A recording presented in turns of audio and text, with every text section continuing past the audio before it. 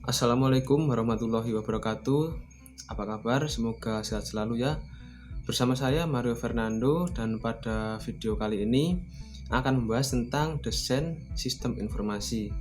Nah, pada kali ini akan membuat desain sistem dengan menggunakan salah satu metode yaitu data flow diagram. Sistem informasi dari namanya menunjukkan bahwa sistem yang memberikan informasi. Nah, contohnya informasi pada aplikasi pesan makanan online. Di situ kita bisa melihat nama warungnya, daftar makanan apa saja yang tersedia, lalu berapa harganya, lalu foto makanannya. Atau pada pesan tiket online, contohnya kereta api atau pesawat atau dan lain-lain. Nah, di situ kita bisa melihat jalur perjalanannya kemana saja, lalu kapan jam berangkatnya, terus berapa harga tiketnya, berapa nomor tempat duduknya. Bahkan sistem mungkin merekomendasikan untuk jalur cepat mana yang seharusnya kita pilih jika akan melakukan perjalanan ke suatu lokasi tertentu. Nah, bagaimana tahap-tahap mengembangkan sebuah sistem informasi? Nah, tahapan dimulai dari requirement analysis atau analisis kebutuhan, kemudian dilanjutkan desain atau perancangan, lalu implementasi, dan pengujian atau testing, dan yang kelima yaitu evolution atau perubahan dan pemeliharaan. Nah, pada tahap yang akan kita bahas video ini adalah tahap 2 yaitu desain. Nah, kita masuk ke tahap desain. Desain ini disusun berdasarkan analisis kebutuhan sebelumnya. Jadi, desain sistem adalah penggambaran dan pembuatan sketsa atau pengaturan dari beberapa elemen yang terpisah ke dalam satu kesatuan yang utuh sistem informasi.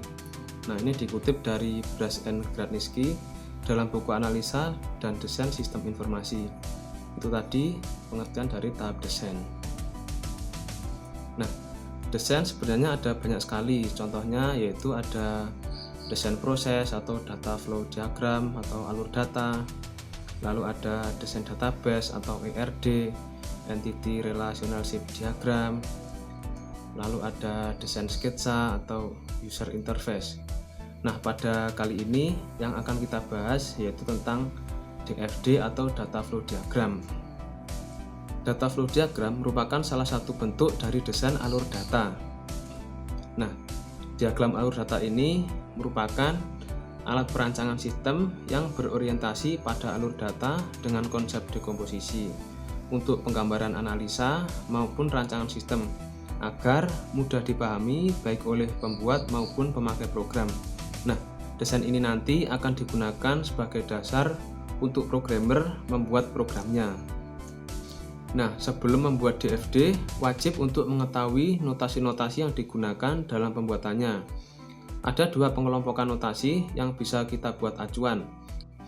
Yang pertama, mengacu kepada Jordan dan Demakro, yaitu ada terminator atau kotak, lalu proses lingkaran, data-data store, dan alur data seperti anak panah.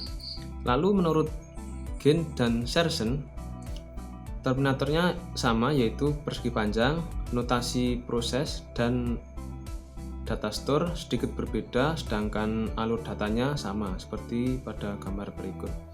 Nah, dua model ini sebenarnya mempunyai tujuan yang sama, yang penting kita konsisten untuk memilih yang mana. Nah, kita ini nanti akan menggunakan model yang pertama yaitu menurut Jordan dan Demarco. Nah, berikut adalah penjelasan-penjelasan yang lebih detail. Notasi terminator mewakili entitas eksternal yang berkomunikasi dengan sistem yang sedang dikembangkan. Dapat berupa orang, sekelompok orang, organisasi, departemen di dalam organisasi, yang nanti akan berhubungan dengan sistem yang akan dikembangkan tersebut.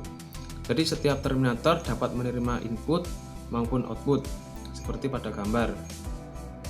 Jadi terminator memberikan input kepada sistem, jadi sistem menerima input dari terminator dan juga sebaliknya.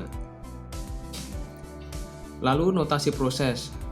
Komponen proses menggambarkan bagian dari sistem yang memproses input menjadi output. Nama proses menjelaskan kegiatan yang akan dilakukan, biasanya menggunakan kata kerja. Contohnya menghitung, mencetak, dan lain-lain.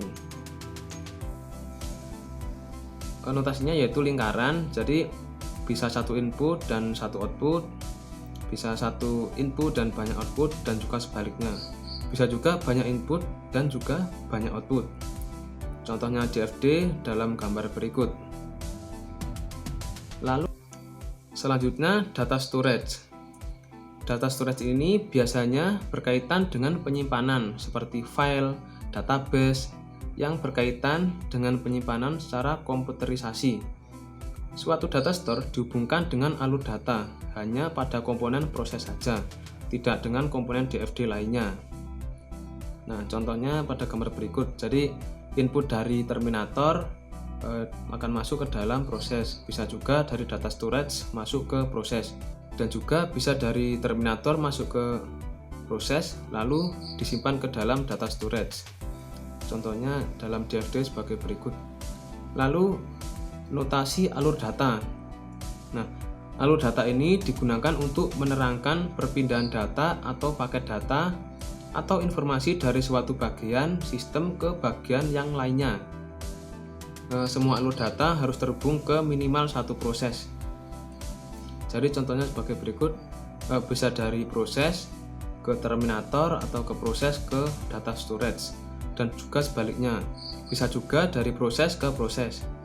Nah, yang tidak boleh ini dari kotak dengan kotak, lalu data storage dengan data storage, dan data storage dengan kotak. Itu yang tidak boleh dalam pembuatan DFD. Nah, itu adalah gambar dari konsep sumber atau tujuan alur data. Oke, itu tadi penjelasan sederhana dari DFD atau data flow diagram.